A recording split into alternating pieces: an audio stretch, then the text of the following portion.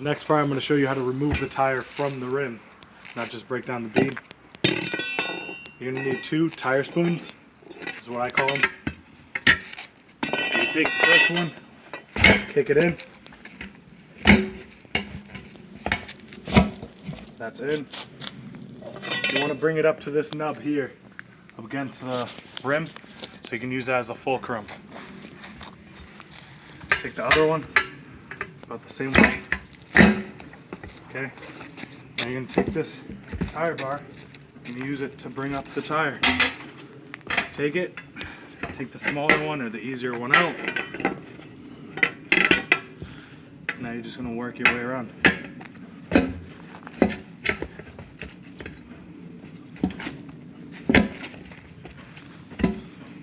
Until the tire comes off.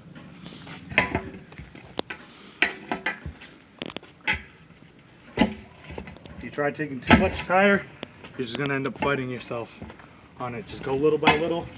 Eventually it will come off.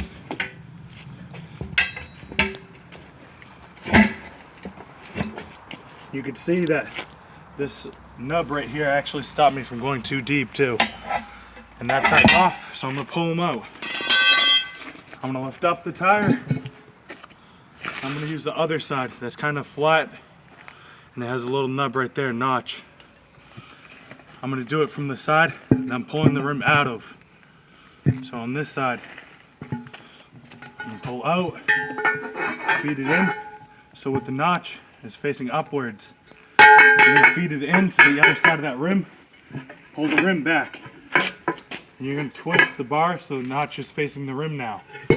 You can see it from this side. So my notch is right here. You can actually pull it all the way back and you won't slip off. So now I'm going to peel away the rim any way that you can. And that's how you get the tire off.